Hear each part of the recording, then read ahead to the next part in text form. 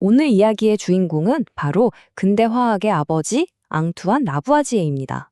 아마 이름은 한 번쯤 들어보셨을 수도 있는데 이 사람이 어떻게 신비주의에 가까웠던 연금술을 지금 우리가 아는 정밀한 과학, 화학으로 완전히 탈바꿈시켰는지는 잘 모르실 거예요.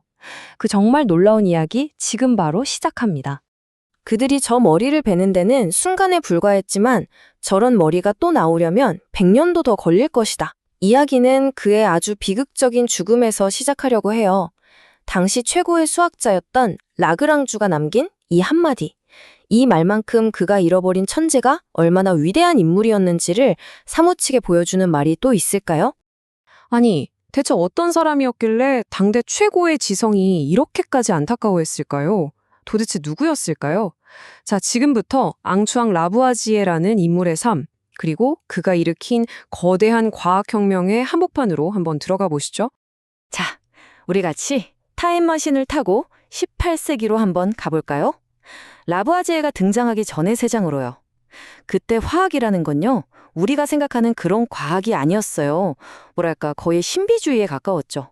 철학이랑 미신, 또 연금술 같은 것들이 마구 뒤섞여서 뭐가 뭔지 알 수 없는 그런 혼돈의 시대였습니다.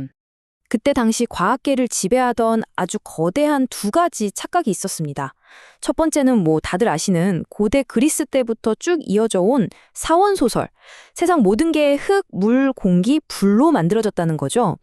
그리고 두 번째가 바로 플로지스톤설이라는 건데 이건 뭐냐면 어떤 물질이 탈 때 플로지스톤이라는 불의 기운 같은 게 슝 빠져나간다고 생각했던 거예요.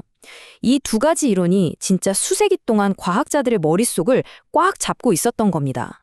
화학이 바로 이렇게 바뀐 겁니다. 보세요.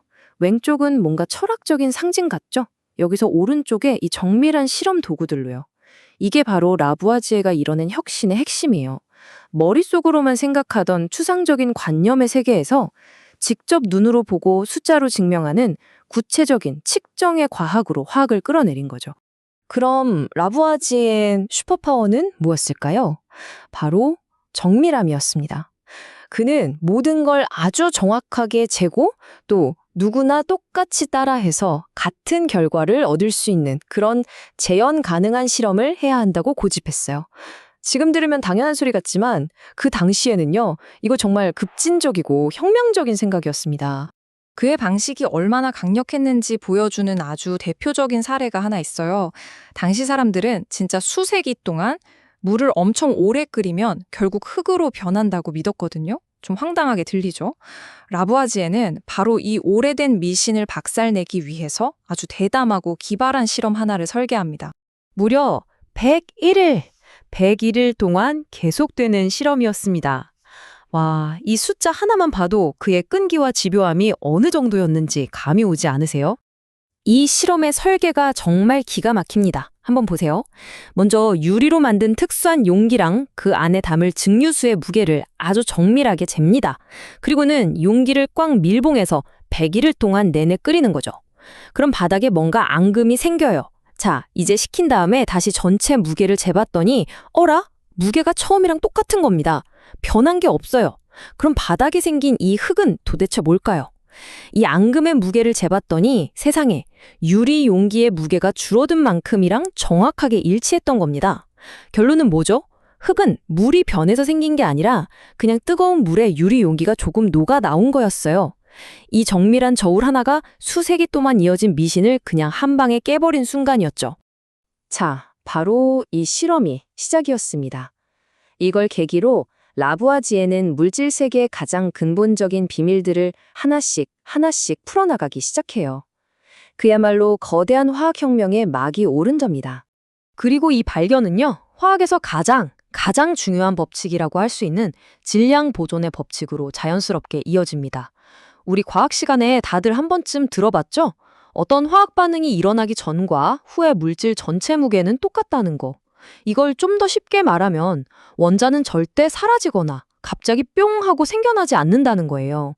그냥 레고 블록처럼 서로 자리를 바꿔서 다른 모양을 만들 뿐이라는 거죠. 이 엄청난 원리를 바로 라부아지에가 딱 하고 확립한 겁니다. 이 원리를 증명하려면 어떻게 해야 할까요?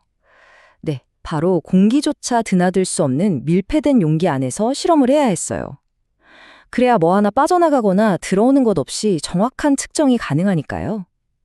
특히 그가 수은을 가지고 밀폐 용기 안에서 했던 실험이 아주 유명한데요. 이 실험이 질량 보존 법칙을 증명했을 뿐만 아니라 그의 다음 위대한 발견으로 이어지는 아주 결정적인 다리 역할을 하게 됩니다. 바로 연소의 비밀을 밝혀낸 겁니다. 그때까지 사람들은 물건이 타면 플로지스톤이라는 상상의 물질이 빠져나간다고 믿었어요. 자, 그럼 생각해보세요. 뭔가 빠져나가면 무게는 어떻게 돼야 하죠? 당연히 가벼워져야 맞죠. 근데 라부아지에의 저울은 전혀 다른 답을 보여줬습니다. 금속 같은 걸 태우고 나서 젤을 재보니까 오히려 더 무거워진 거예요. 이건 뭐죠?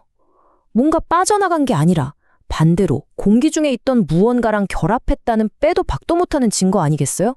라부아지에는 바로 그 기체에 산소라는 이름을 붙여줬습니다.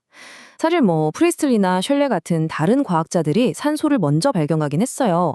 하지만 그게 그냥 새로운 공기 중 하나가 아니라 물건이 타는 것, 연소, 우리가 숨쉬는 것, 호흡, 쇠가 녹쓰는 것, 산화, 이 모든 현상의 핵심 열쇠라는 사실을 완벽하게 꿰뚫어 본 사람은 바로 라부아지에였습니다. 점들을 이어서 완벽한 그림을 그린 거죠. 그런데 말이죠. 이렇게 인류의 지성을 한 단계 끌어올린 위대한 과학자 라부아지에게는 우리가 잘 모르는 또 다른 얼굴이 있었습니다. 그리고 안타깝게도 바로 그 또 다른 얼굴이 그의 삶을 비극으로 몰고 가게 됩니다. 그는 말 그대로 두 개의 세계에 발을 딛고 살던 남자였습니다. 한편으로는 왕립과학 아카데미 회원으로서 인류 지식의 경계를 넓히는 과학자였지만 다른 한편으로는 악명 높았던 세금 징수조합 페름 제네랄의 투자자이자 조합원이었어요. 한마디로 세금 징수원이었던 거죠. 그의 비싸고 정밀한 실험 정비들, 그 모든 연구 자금이 사실은 이 일에서 나왔습니다. 하지만 바로 이 직업이 곧 들이닥칠 프랑스 혁명의 거대한 소용돌이 속으로 그를 밀어넣는 비극의 씨앗이 되고 맙니다. 그리고 역사의 톱니바퀴가 돌기 시작합니다. 1789년 프랑스 혁명이 터지자 페름 제네럴은 왕정 부패의 상징으로 지목되어 그리고 1793년 공포정치가 시작되면서 구체제에 연관된 인물들은 모두 숙청 대상이 되죠. 결국 그해 11월 라부아지에도 다른 조합원들과 함께 체포됩니다. 그의 과학적 업적은 아무런 소용이 없었어요. 혁명재판소는 공화국은 과학자를 필요로 하지 않는다는 끔찍한 말을 남겼다고 하죠. 결국 다음 해 5월 그는 단 하루 만에 끝난 재판을 받고 단두대에서 생을 마감합니다. 그의 육체는 그렇게 한순간에 사라졌지만 그가 평생에 걸쳐 세운 과학이라는 거대한 기둥은 오늘날까지도 화학이라는 학문을 굳건히 지탱하고 있습니다. 그가 우리에게 남긴 위대하고도 영원한 유산은 과연 무엇이었을까요? 한번 보세요. 질량 보존의 법칙, 연소에 대한 산소 이론은 말할 것도 없고요. 우리가 지금 쓰는 원소 이름들 있죠? 수소, 산소 같은 거요. 그런 화학 명명법의 기본 틀을 만들었습니다. 그리고 최초의 근대화학 교과서도 썼죠.